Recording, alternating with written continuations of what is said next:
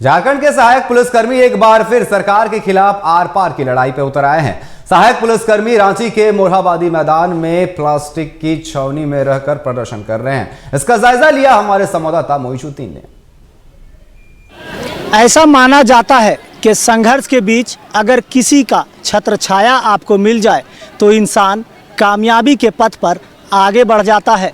लेकिन ये झारखंड है, यहाँ झारखंड में कहीं धूप कहीं छाया। ये है चंपई सरकार की माया, क्योंकि झारखंड में करीब हजारों की संख्या में सहायक पुलिसकर्मी अपने नियमितीकरण, वेतनमान में वृद्धि और समायोजन की मांग को लेकर फिर से आंदोलनरत हो चुके हैं। करीब 7 से 10 वर्षों से इनका आंदोलन अब तक बदस्तूर जारी है, लेकिन सरकार पर वादा खिलाफी का आरोप भी लग रहा है। हमारे साथ कुछ सहायक पुलिसकर्मी के लोग हैं, इनसे बात करते हैं कि ये वादा खिलाफी के बाद फिर से आंदोलन, क्या कहेंगे? सरकार यदि झूठ बोलने का कसम खा लिया है तो हम लोग भी न्याय मांगने का कसम खा लिए हैं।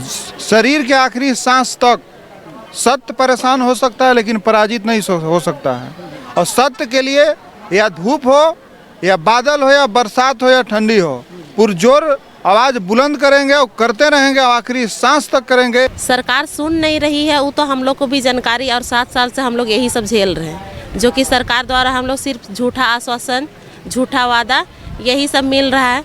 2 बार हम लोग आंदोलन कर चुके हैं, उसके बावजूद भी लेकिन फिर भी एक उम्मीद के साथ यहाँ आए हैं, इस बार करो या मरो का नारा लेके, जो कि हम लोग को सरकार को सुनना ही पड़ेगा, हम लोग का मांग को पूरा करना ही होगा। हमारा हक अधिकार है वो हम लेकर रहेंगे। ऐसे में बरसात का मौसम शुरू हो चुका है, मानसून का आगमन झारखंड हो चुका है और इस मानसून के बीच किसी तरह से रात गुजारने के बाद, छत्र छाया प्लास्टिक की कवर डाल करके रात गुजारने के बाद ये सीधे तौर पर यही कह रहे हैं कि अब यही छत्र छाया अब राज्य के मुखिया के घर में भी तब्दील कर देंगे अगर हमारी बातों को नहीं सुना गया। चाहे जो भी हो, अगर हमारी मांगों पर विचार नहीं किया गया तो वर्दीय इंसाफ के लिए जो भी करना पड़ेगा हम उस क्रम से गुजर जाएंगे। किस कदर से, किस तरह से आप लोग यहाँ रात में पानी में वक्त बिताए, गुजारे, क्या कुछ दिक्कत हुआ?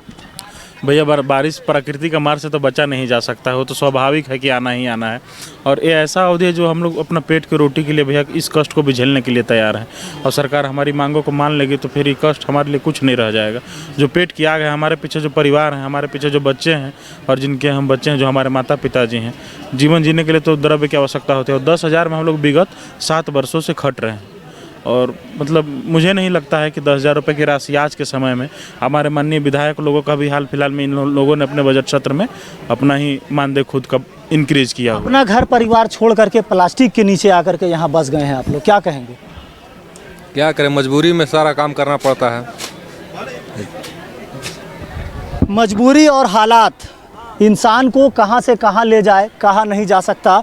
लेकिन आज मजबूरियां इस कदर हैं कि अपना घर परिवार छोड़कर वर्दीय इंसाफ के लिए ये प्लास्टिक की छत्र छाया बनाकर बैठे हैं, इस उम्मीद के साथ कि चंपई सरकार में इनके साथ चमत्कार हो सकेगा। लेकिन अब देखने वाली बात होगी कि झारखंड राज्य के विभिन्न जिलों से रांची पहुंचे सहायक कर्मियों की जो मांग है, वेतनमान में वृद्धि, समायोजन और नियमितीकरण, ये कब तक पूरी होती है, या फिर इसी तरह से ये लोग यहाँ पर प्रदर्शन ही करते रह जाएंगे, ये आने वाला समय बताएगा। सहयोगी दीपक के साथ मोइजुद्दीन, TV 45 रांची।